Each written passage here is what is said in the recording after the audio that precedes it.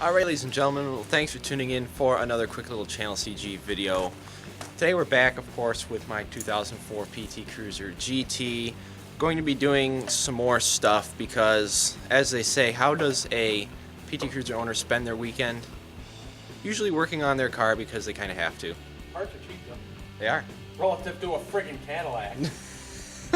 So today, I know one thing we are going to be doing is replacing the cruise control switch, stock, whatever you want to call it. I picked one up a long time ago actually at the local junkyard, so of course I have no idea if it's going to work or not, but I'm going to throw it in there today. We do have to work with the airbags, so that's why I've been kind of hesitating, but we're going to get to work with that right now. Alright guys, so in order to mess with the cruise control stock like I just mentioned, the airbag does have to be removed. So first thing I did was I unplugged the battery. The battery's been unplugged for at least a half an hour, so I know there's a capacitor. I messed that word up. Is that what it is, a capacitor? I think it's what I see. The trouble is the technical terms. I don't know what they really call it. Stores energy so that, like in an accident, if the battery does come unplugged, the airbags will still work, for a little while. So in order to let that drain, make sure there's not any energy going to the airbag, unplug the battery for a half an hour, just to be safe. So I have no idea how to take this apart. First thing I'm going to take apart is this plastic here that goes around the steering wheel. It's really easy. I've had it apart before. It's only these two, probably Torx screws. I think they're Torx. Actually, no, I think they're Phillips head. Never mind. You come out, and then this plastic will just pop apart really easy. Then I'm not sure what I have to do. Probably this pulls off somehow. I don't know how though, but we'll figure it out.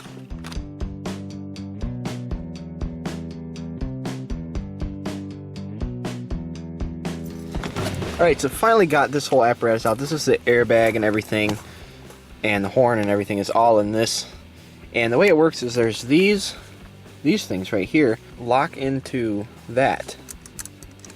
These two, it's like I don't know what you call it. You can see it for yourself though, but it goes through the back and they lock onto this, hold this whole thing in place. There's one on top and one below. So once you remove the plastic here, gotta come up through the back with screwdrivers and stuff. It was a real pain. Thankfully Bri was here today because it probably would take me about 4 hours to do what he did in about 20 minutes. Finally got it apart, and here it is. And here's the cruise control, and there is this Torx bit. Teaching you.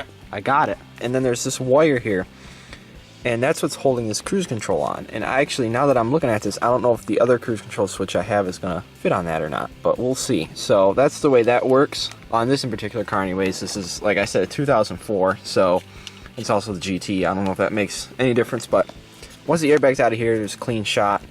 You get everything unplugged and works pretty good.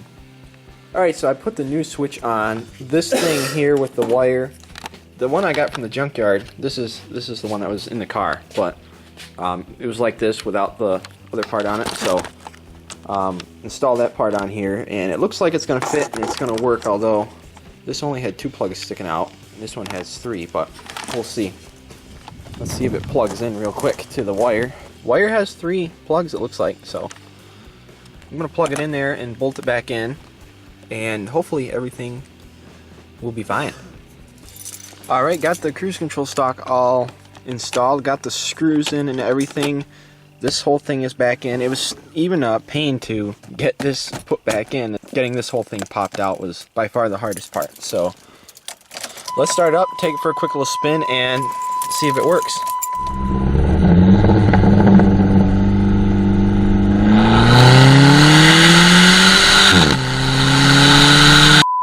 Well guys, it still doesn't work. I kind of, half expected that because I picked up this switch actually at the junkyard. A new switch for it's like 30-40 bucks. So I figured it kind of like is worth a shot. Oh well, I'll pick up a new switch one of these days. But now that I know how to do it, it's not bad, and now you guys hopefully can figure it out too if you're trying to do it yourself. Of things we know.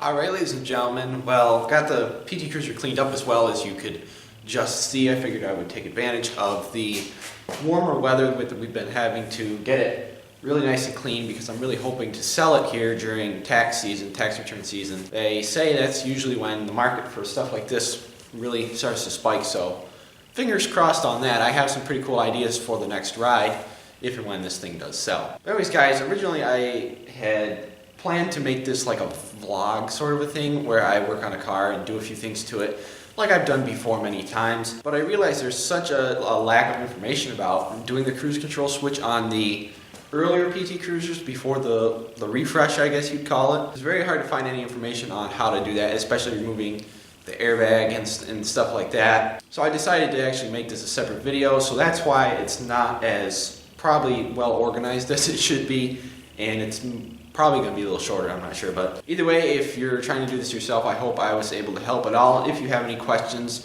or anything you want to say, just throw them down in the comments below. Be sure and give the video a thumbs up also if you did enjoy, and be sure to hit that subscribe button to see stuff whenever it comes out here. But again guys, thanks for watching this quick little video. You rock, God bless, and have a good one.